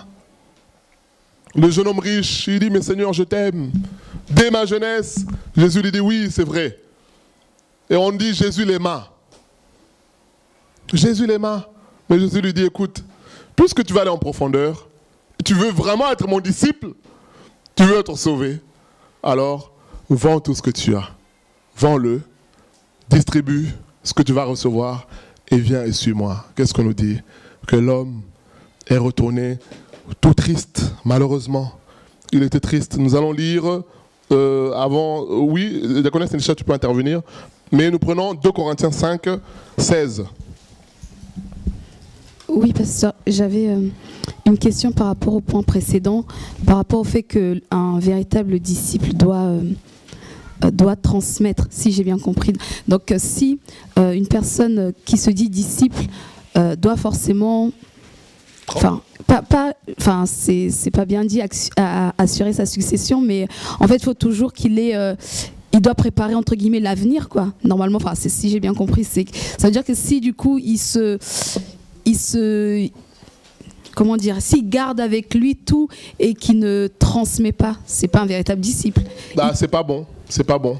C'est pas bon. L'objectif du Seigneur, c'est que nous puissions transmettre. En fait, ce qu'on doit comprendre, c'est qu'on ne doit pas être indispensable dans le fonctionnement avec le Seigneur. Donc, ça fait partie aussi du travail qu'on fait avec le Seigneur, d'être en mesure de transmettre aussi ce qu'on a reçu. Mais il faut que ça soit maintenant dans un projet. C'est quelque chose qui se travaille avec le Seigneur. Et quand tu as ce souci-là, ton attitude aussi va aller dans ce sens-là, où tu vas prier vraiment Jésus pour prendre les disciples. Qu'est-ce qu'il a fait? On nous dit qu'il a prié. Voilà. Donc, c'est-à-dire que c'est quelque chose que tu vas porter, même si dans l'équipe dans laquelle tu es, il n'y a que 2 personnes alors que tu as besoin de 10 personnes, eh ben, toi, tu ne vas pas t'arrêter à cela. Toi, tu vas prier tous les jours pour dire, Seigneur, regarde les besoins, regarde ceci. Regarde. Tu vas prier, tu vas parler au maître. Et le Seigneur lui-même, il dit dans Matthieu 9, 35, priez le maître de la moisson, afin qu'il envoie des ouvriers. Donc, c'est un travail qu'on doit faire. Il faut qu'on insère ça dans notre façon de fonctionner aussi. Que ça soit aussi un projet de pouvoir transmettre et prier pour que le Seigneur puisse toucher des personnes, avoir cela à cœur, avoir ce projet-là à cœur. D'accord. Donc, ce qui veut dire qu'on doit en fait continuellement faire les 2 choses, c'est-à-dire toujours continuer d'apprendre et en même temps continuer toujours à former. Il faut qu'on fasse à former, voilà. Faut que les 2 soient à chaque fois se fassent simultanément. Voilà, c'est ça. Donc nous lisons 2 Corinthiens 5, 16. Oui, pardon, il y a une intervention.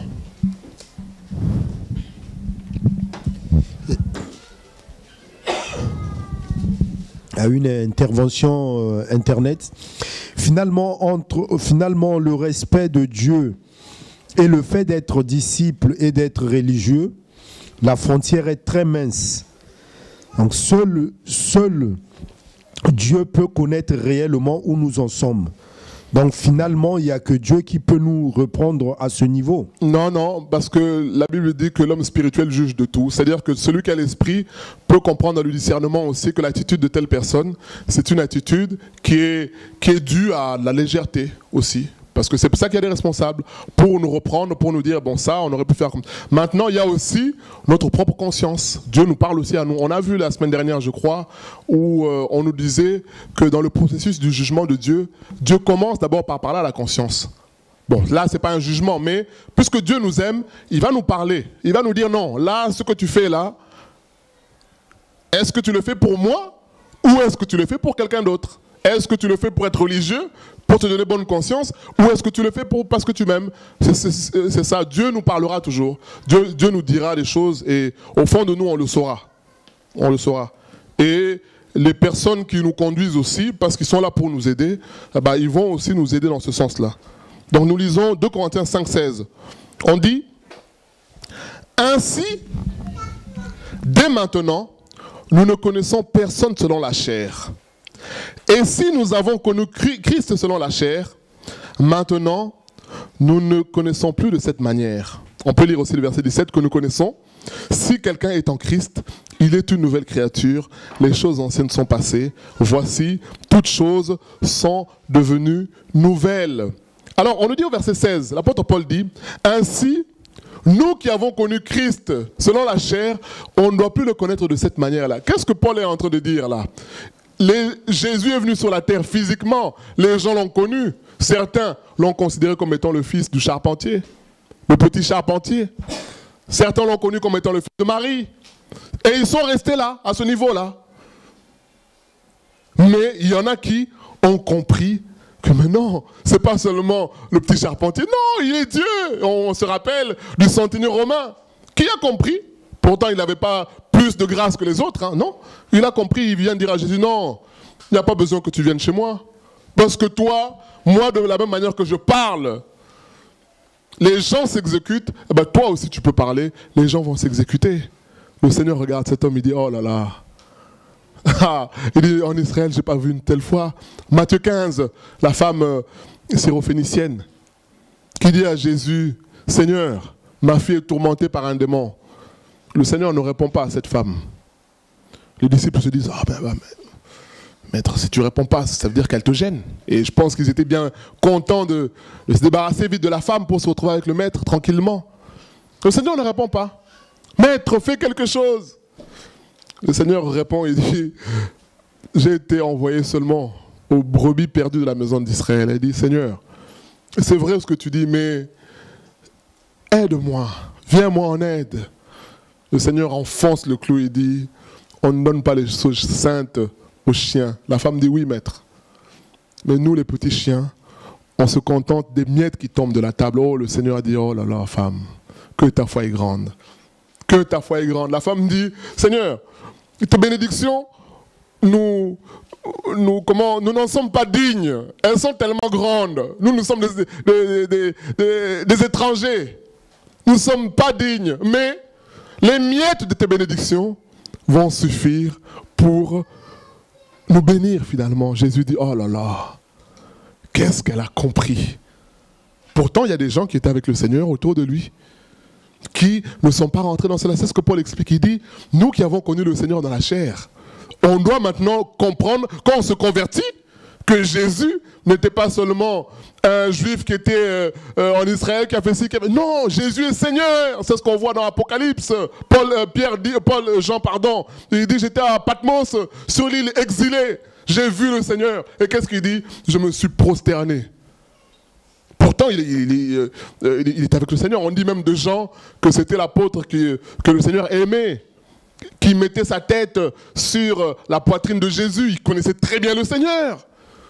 Mais quand on voit, parce que ces gens qui parlent de l'Apocalypse, ils voient la vision qu'il a eue, le Seigneur dans la gloire, il dit, mais ça n'a rien à voir avec ce qu'il a connu. Et c'est ce que Paul est en train de nous dire. Il nous dit, bien-aimés, changeons notre conception. Allons en profondeur. Ne nous arrêtons pas au bord. Plus on s'approche du Seigneur, plus on comprend qui il est. Plus on comprend qui il est, plus on reçoit des choses. Mais les choses qu'il donne sont des choses éternelles. Jésus voit la femme samaritaine et dit, donne-moi à boire. La femme dit, mais comment ça? Toi, tu me parles à moi. Moi, je suis samaritaine, une femme en plus. Il n'y a pas de rapport entre vous et moi. Donne-moi à boire. Il dit, non, non. Le Seigneur regarde la femme et dit, mais si tu savais, qui est celui qui te demande de l'eau? Si tu comprenais qui je suis, eh ben, ce que tu recevras de moi, c'est une source intarissable. Le vrai bonheur. C'est là maintenant que le Seigneur lui montre qui il est dans la discussion. Et il dit, appelle-moi ton mari. La femme dit, mais je n'en ai point. Le Seigneur regarde et dit, oui, c'est vrai, tu dis vrai. En cela, tu dis vrai. Parce que celui avec qui tu es n'est pas ton mari. Il commence à lui parler. Et la femme est là. Elle comprend que finalement, elle n'avait pas affaire à un simple mendiant qui avait faim ou soif. Elle comprend que c'est le Seigneur. Elle va crier pour dire, venez voir, j'ai vu un homme qui m'a raconté. Et c'est ça que le Seigneur veut nous faire comprendre. Entrer en profondeur avec lui. Entrer en profondeur, connaissons qui est le Seigneur. Qui est réellement le Seigneur? Et je pense que quand on rentre en profondeur comme ça, notre attitude vis-à-vis du Seigneur aussi change.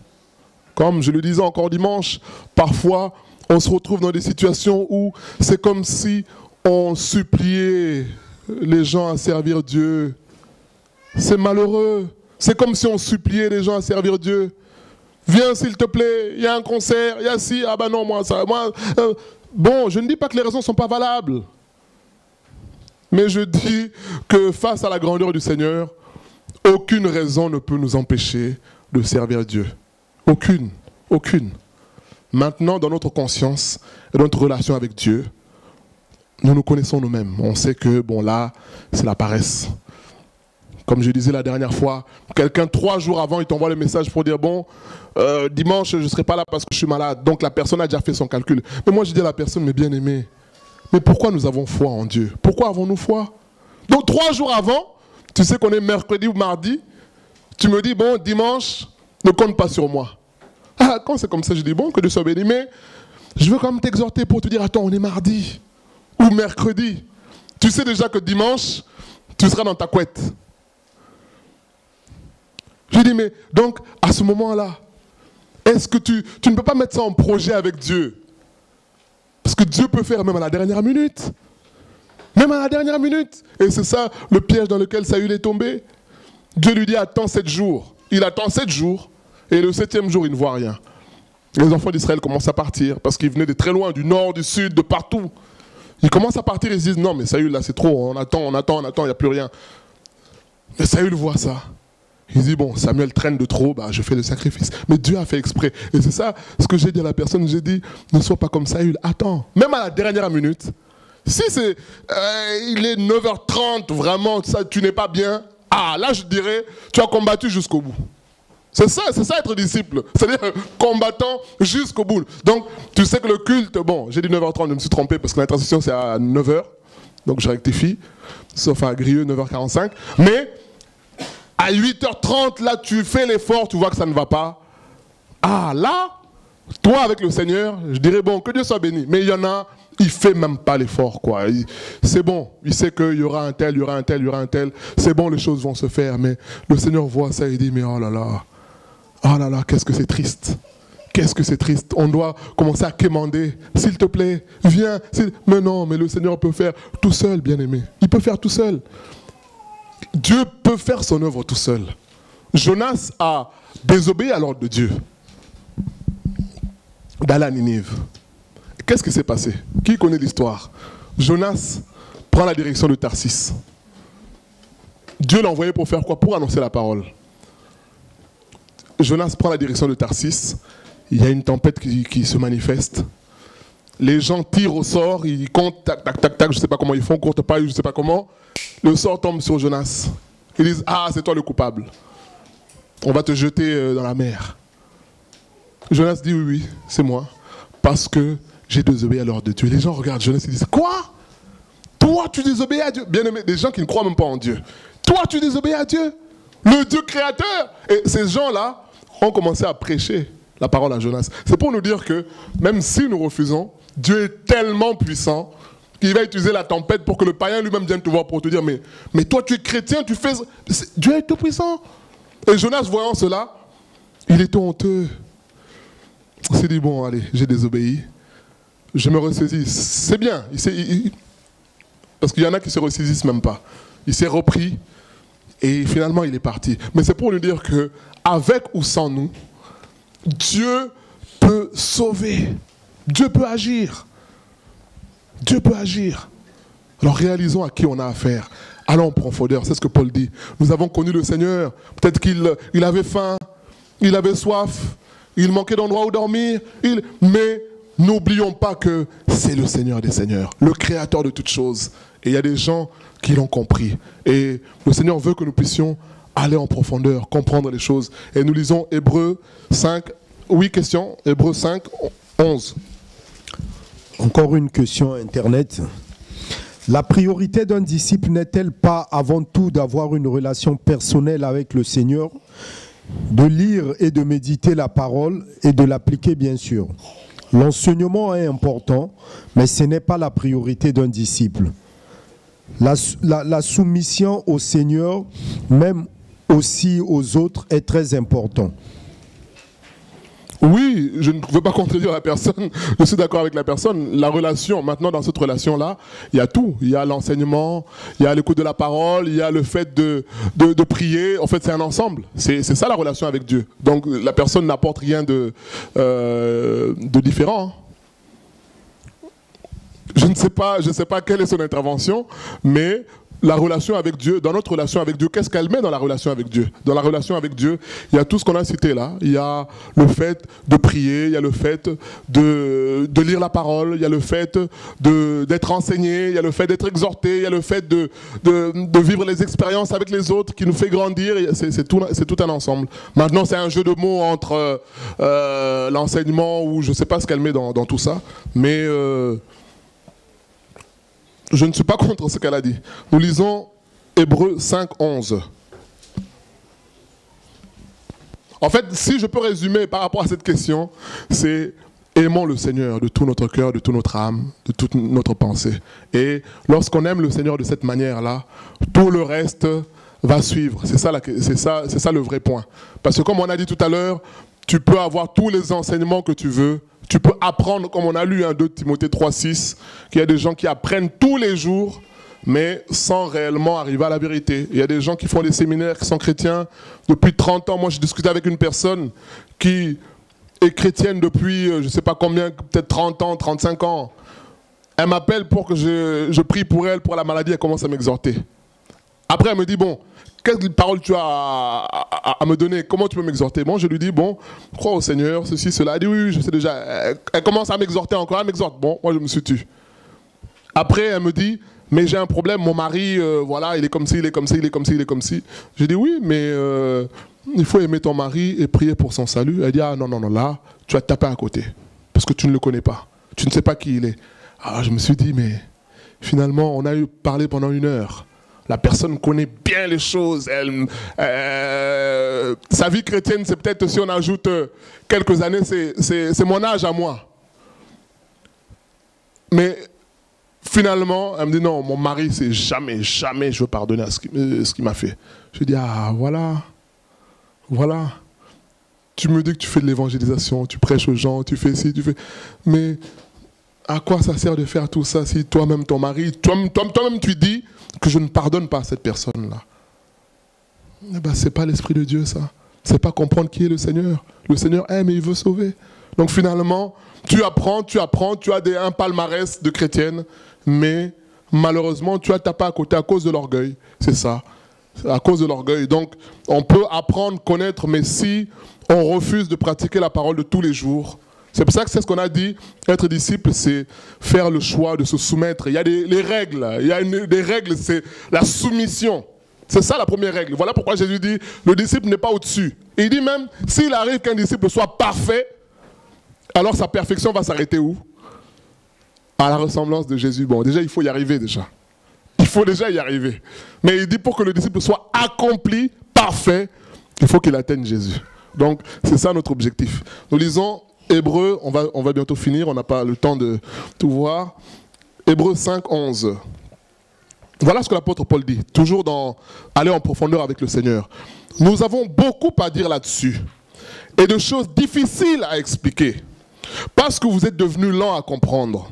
Vous, en effet, qui depuis longtemps devriez être des maîtres, vous avez encore besoin qu'on vous enseigne les premiers rudiments des oracles de Dieu. Vous en êtes venus à avoir besoin du lait et non d'une nourriture solide. Bon, on peut lire la suite, mais on s'arrête là.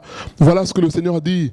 Il dit, mais depuis tout ce temps-là, que vous êtes chrétiens dans les choses de Dieu, mais il y a des choses que vous ne recevez pas. Pourquoi? Non pas parce que Dieu vous en empêche, non, mais parce que vous êtes durs à accepter cela.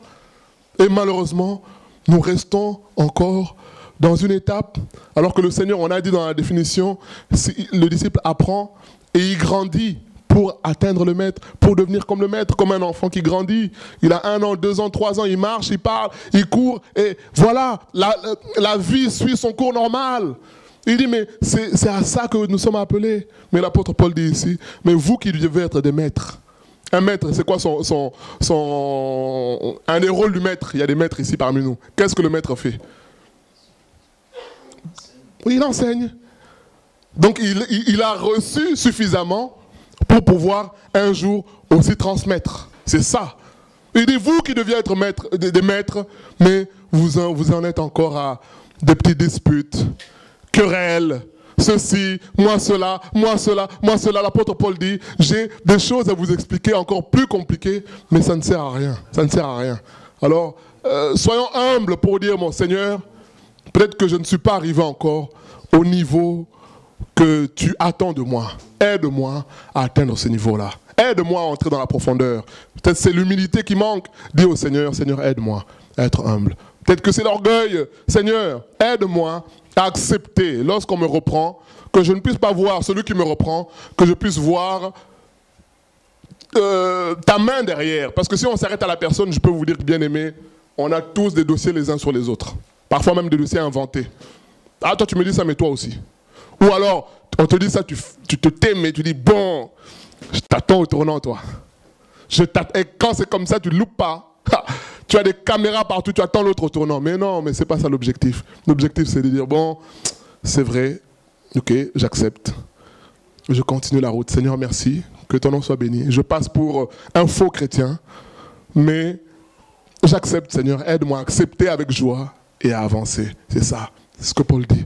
Allons en profondeur, connaissons le Seigneur au nom de Jésus. Au nom de Jésus, le disciple, c'est celui qui accomplit les œuvres du maître. C'est ça, être disciple. Qu'est-ce que mon maître a fait? Comment mon maître s'est comporté?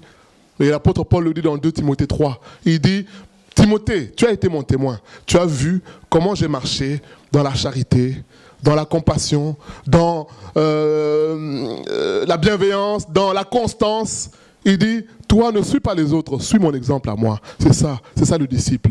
Il fait les œuvres de son maître. Et Jésus dira dans Jean 4, verset 34, que j'aime beaucoup, il dit, ma nourriture est de faire la volonté de celui qui m'a envoyé et d'accomplir son œuvre. C'est ça, une des missions du disciple.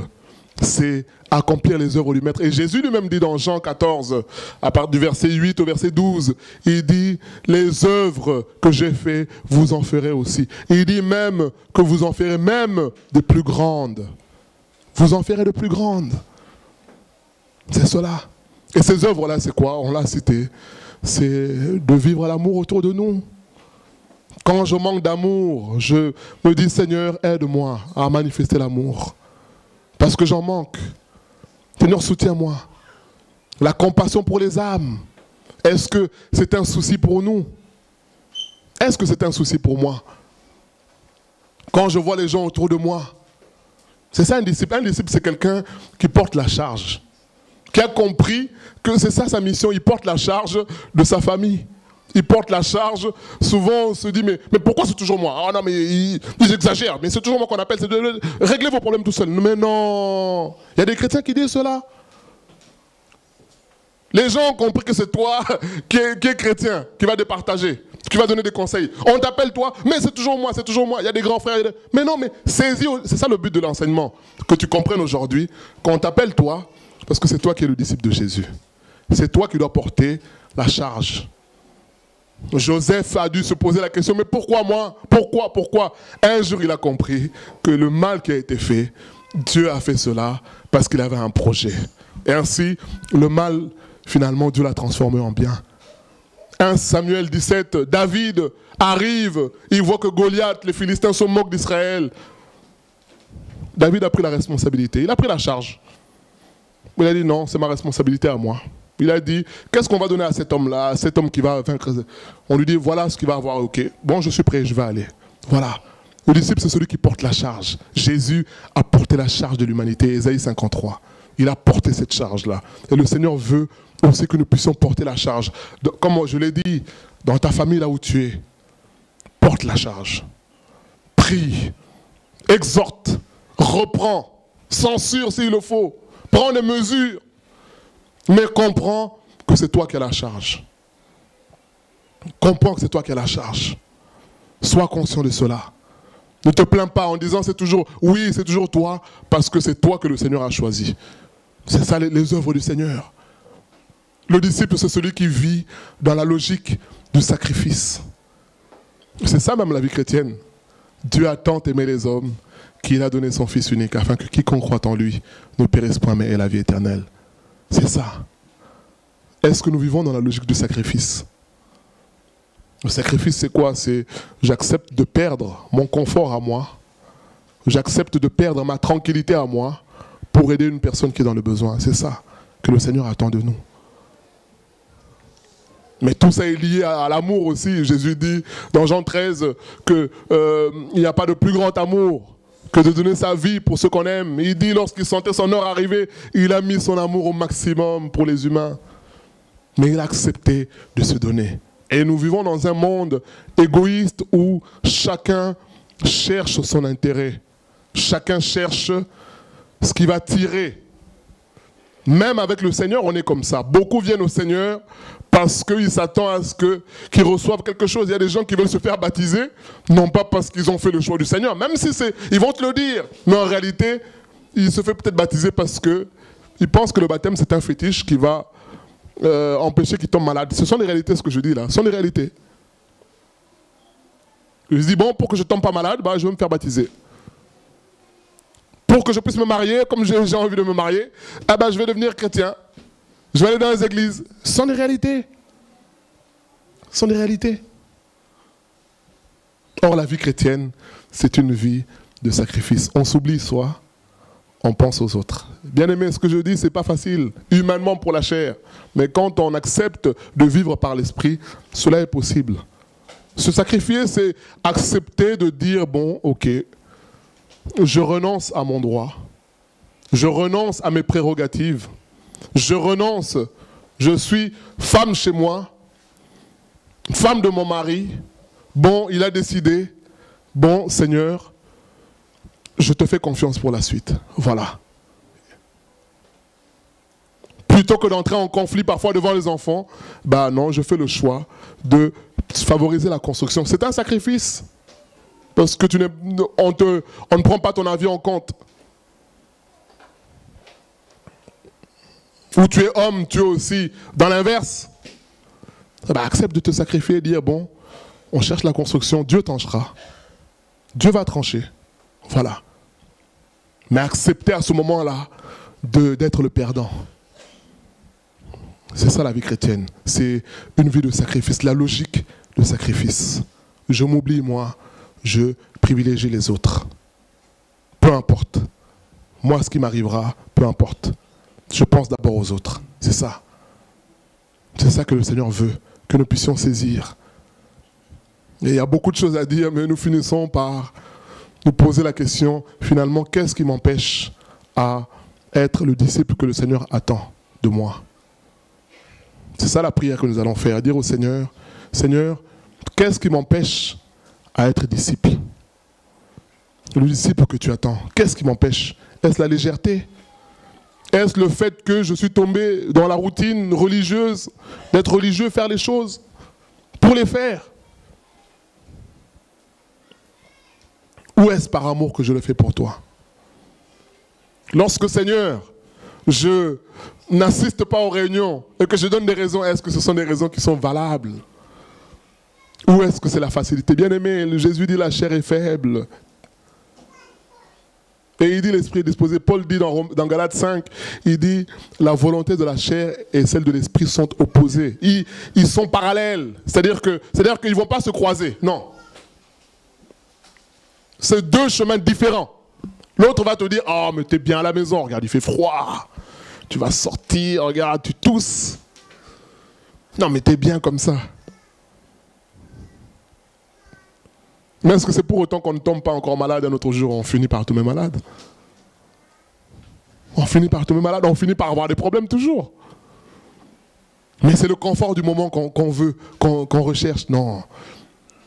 Prions pour que le Seigneur nous aide à être disciples tout simplement, à aimer le Seigneur, à vivre par la foi, même si nous avons des choses peut-être à nous reprocher. Le Seigneur veut nous transformer. Il veut nous aider. Il veut nous rappeler aujourd'hui l'essentiel. L'essentiel, c'est que nous puissions le ressembler. Prions au nom de Jésus-Christ. Seigneur, merci pour ta parole. Merci pour ce rappel, Seigneur. Ce sont des choses que nous connaissons, Seigneur. Et Seigneur, nous prions pour que tu nous aides à être humble pour accepter ta parole, Seigneur. Et à te prendre pour modèle. Pardonne-nous, Seigneur, si nous avons changé de modèle, Seigneur. Pardonne-nous, Seigneur, pour cela. Seigneur, aide-nous, Seigneur. Nous voulons être tes disciples. Nous voulons te ressembler, Seigneur. Nous voulons être comme toi.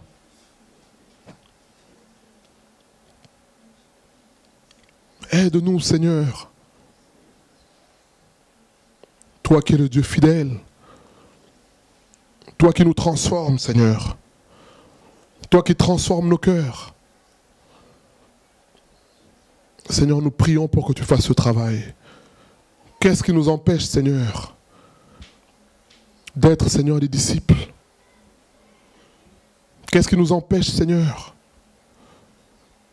de ne pas, Seigneur, entrer pleinement dans ta volonté, Seigneur? Seigneur, nous prions pour que tu nous aides.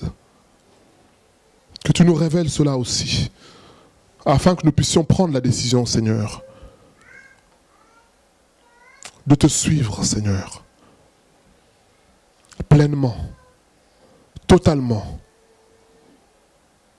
Lorsque nous connaissons des moments difficiles, Seigneur, que nous puissions nous reposer sur toi dans la prière, dans la foi, dans la lecture de ta parole, dans la communion fraternelle, dans l'exhortation, Seigneur.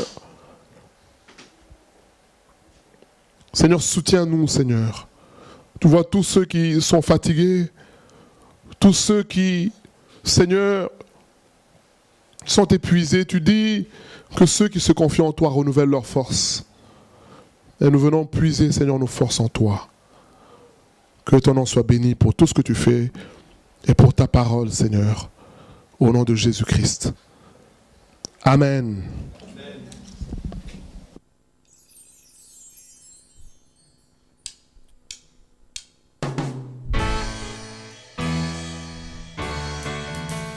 J'ai choisi Jésus pour guider ma vie.